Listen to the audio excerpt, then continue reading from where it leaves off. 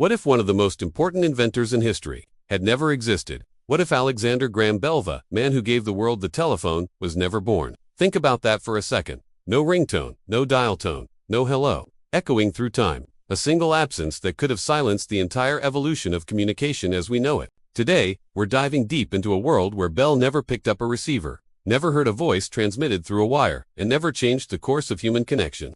It's 1876. The air is thick with invention. The Industrial Revolution is roaring through America. Steam engines puffing smoke into the skies, factories humming with ambition. In a small Boston workshop, a man named Alexander Graham Bell is experimenting with strange wires, tuning forks, and the dream of transmitting sound through electricity. But imagine, just for a moment, he doesn't exist. Maybe fate never led his Scottish family to emigrate to the United States. Maybe illness struck early, ending his genius before it sparked. Maybe his passion for teaching the deaf never awakened that relentless curiosity about sound. Without Bell, the idea of transmitting voice across distances might have stayed a fantasy. Humanity would still be leaning on telegraphs, clicks and dots, slow and lifeless, unable to capture human emotion. A message could take minutes, hours, or even days to travel. In our version of history, Bell's Mr. Watson, come here, I want to see you marked the birth of a new age. But in this alternate world, those words were never spoken. The wires stayed silent. And silence changes everything.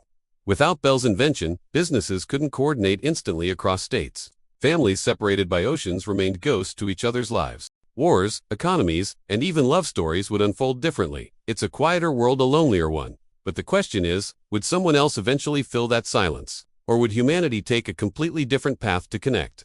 Before we explore that, imagine your life without your phone. No FaceTime calls, no instant messages, no way to hear your loved one's voice miles away. If this world feels impossible to imagine, then stay with me, because what comes next might just shock you. The world without Bell doesn't fall apart immediately. At first, it just feels a little slower, a little heavier, like humanity is walking through wet sand instead of clear air. The telegraph continues to dominate American communication. Long poles lined with wires stretch across empty landscapes, carrying coded taps instead of voices. A message might say a lot, but it never sounds like anything. And that missing sound begins to change how history unfolds. By the 1880s, businesses in this alternate world struggle with delays. Banks wait endlessly for confirmations. Railroads coordinate schedules with fragile precision, depending on operators who manually decode every dot and dash. One mistyped symbol, one shaky hand, and an entire train route spirals into chaos. Mistakes multiply, simply because no one can speak directly across distance. The Industrial Revolution pushes forward, but like a machine missing a vital gear, it moves with friction instead of flow. Now, imagine the people living in this era. The United States is growing rapidly, stretching westward, hungry for innovation. Inventors, crowd workshops, dreaming of machines that tame distance. But without Bell's early breakthrough, none of them quite see how voice could travel through a wire. They experiment with improved telegraphs, faster transmitters, automated keyboards, everything except the technology that would let one human hear another. It's as if the idea itself hasn't fully ignited. In our real timeline, competitors like Elisha Gray were close.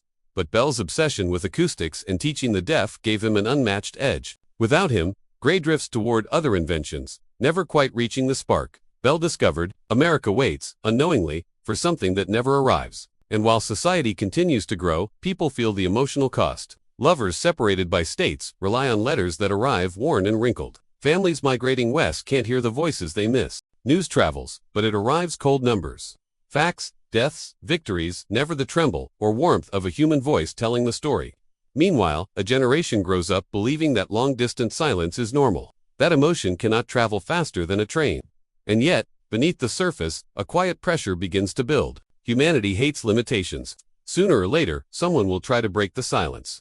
By the early 1900s, America reaches a breaking point. Cities swell with factories. Railroads stretch like veins across the country. And newspapers explode with stories of a nation rushing into modernity. But something feels missing. People can travel faster than ever before, yet communication still crawls at a pace that belongs to another century. It's in this restless atmosphere that a different kind of inventor begins to rise. Not a teacher of the deaf, not a man obsessed with acoustics, but an engineer consumed with electricity, circuits, and the dream of eliminating distance entirely. His name is Guglielmo Marconi. In our timeline, Marconi gave the world wireless telegraphy. But in this alternate reality, the absence of Bell pushes his ambition down an entirely new path. He begins wondering why humans must speak through wires at all. If telegraph signals could leap through the air, Why not voices? Why not sound itself? His obsession grows as factories, businesses, and entire industries beg for a faster way to communicate. Marconi senses an opportunity one Bell never lived long enough to explore. But progress refuses to come easily. Early experiments fail, scorched coils litter his workbench, and newspapers mock his ideas as fantasy. Still, the pressure of a world dependent on telegraphs creates a force stronger than criticism. Companies pour money into research not because they believe in Marconi, but because they fear being left behind. Soon, laboratories across the US and Europe echo with the crackle of electricity, the hiss of static, and engineers whispering that maybe, just maybe, human voices can cross empty air like invisible ghosts. And then it happens. Late one evening, after weeks of failed circuits, Marconi believes he hears something, an unmistakable vibration hidden in the noise. It isn't clear, it isn't loud, but it is human. A broken whisper carried across a few feet of space, not through a wire, but through the air. It's primitive, fragile, barely a breath. Yet it becomes the spark that Bell would have ignited decades earlier. America reacts with disbelief.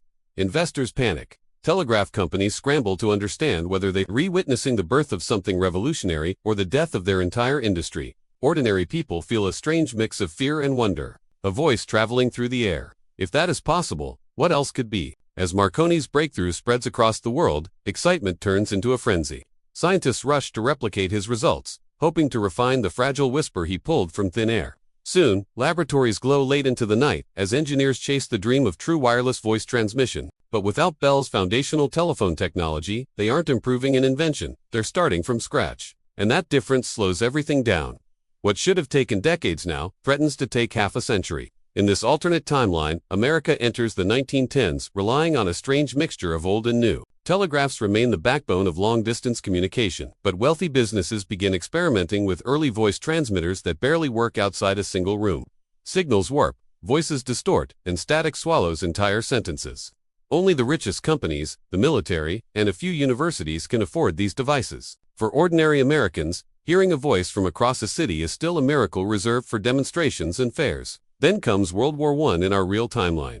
Telephones transformed military strategy. But here, the absence of Bell's invention changes everything. Commanders rely on couriers. Orders arrive late. Mistakes multiply. A single storm can cut telegraph lines and trap entire divisions in silence. The war becomes slower, more chaotic, and far deadlier, not because the weapons are different, but because communication remains trapped in the 19th century. Yet the pressure of war does what history always does. It accelerates innovation. The US military pours money into Marconi's wireless research. Desperate for faster communication, engineers learn to stabilize signals, extend range, and reduce static. Slowly, the world inches closer to a reliable wireless voice. Not telephones, not landlines, but radio. Pure radio. By the 1920s, radios evolved from battlefield tools into household wonders. Families gather around wooden boxes to hear news, storytelling, or distant voices carried through the air. America becomes a listening nation long before it becomes a speaking one. And without Bell's telephone network shaping the country, radios rise as the primary technology connecting people. This shift doesn't just change how people communicate, it changes how they think, vote, shop, dream. The voice becomes a broadcast, not a conversation. Communication flows in one direction, from the few to the many. And somewhere inside that cultural shift lies the biggest twist of all. By the time America enters the 1940s, the world has grown so comfortable with radio that few people even question what's missing. Families don't call each other. Businesses don't chat across cities. Lovers separated by distance never hear each other's voices unless they are standing in the same room. The idea of a personal, private conversation traveling across miles simply doesn't exist. And because it doesn't exist, no one demands it. Humanity adapts, like it always does. But inventions have a strange way of appearing when the world finally becomes hungry for them. As radio towers rise across the nation, engineers notice a frustrating limitation. Broadcasts can travel across states, but they cannot connect to individual people. There is no intimacy, no privacy, no real human connection. Everything is public, everything is shared. And slowly, society begins to feel the weight of that missing closeness. It's in this moment that a new generation of innovators steps forward. They begin to wonder why radio must speak only one way. Why can't two people talk back and forth? Why can't voice be personal? The spark that Bell would have ignited in 1876 finally appears almost 70 years late. Research experiments. Small labs experiment with frequency switching and two-way channels. It's messy, expensive, and painfully slow, but the idea refuses to die.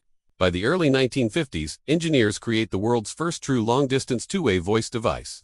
Not a telephone as we know it, but something closer to a walkie-talkie fused with a household radio. It's bulky, unreliable, and far too costly for everyday Americans. Yet it marks the beginning of a communication revolution that is decades behind schedule. And that delay changes the future in ways we can barely imagine.